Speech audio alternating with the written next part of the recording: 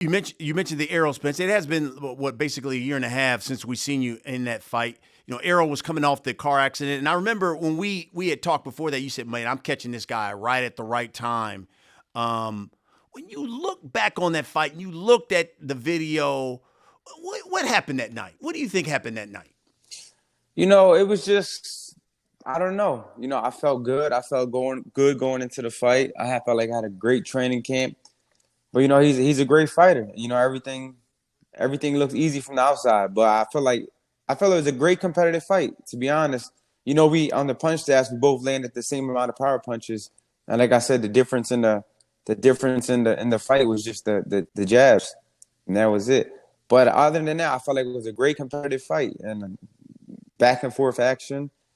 And it happened with two champions going at it, and the result was the result. What do you think about him not only coming back from that accident, fighting you, and then going right to Ugas, in the way he's looked since the accident? No, he's looking good. He's a good fighter. He's a great fighter. So, yeah, what he did to Ugas, that was crazy because he kind of punished him. I didn't think he was going to do that like that. He basically beat him every round, beat him down every round. And that's just to show you, he's a great champion. You can't take nothing away from him. Listen, your perspective on this is great, and I can't wait to hear your perspective on this because you've been in the ring with Errol. Now, he's agreed to fight Bud Crawford. That looks like it's going to go down in October.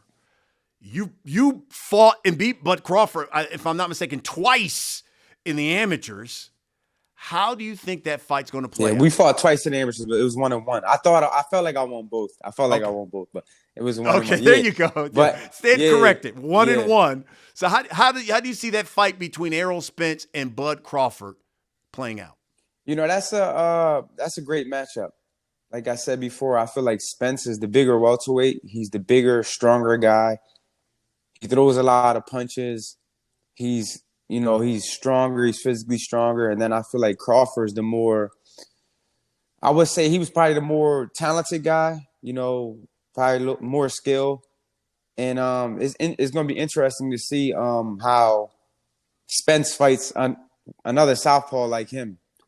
I feel like Spence's one of his big advantages is him being the big guy, being southpaw with a big jab. So he's never fought a southpaw, the skill level like Crawford, even though he's right-handed, but for most of his fights he fought southpaw. So I just feel like this fight's going to come down to whoever wakes up or whoever feels better on that day, and whoever believes in himself more that day. That's who's going to win because both guys are mentally strong, both guys are skilled, and I feel like whoever wants it more and feels better that day is going to win it. Yeah, and I think we'll probably find out which one of those guys have got a hell of a chin. Because they both can throw some serious leather, right? Yeah, absolutely. I feel like Spencer's strong. He's a strong puncher, but Crawford throws the shorter punches. So it's going to be interesting because, Spencer's busy and then Crawford's probably going to be picking his spots and trying to get in his rhythm. I can see it. It depends who gets off on the better, ahead. If Crawford gets ahead, starts controlling the fight with his jab and backing Crawford up, then I can see Spence winning.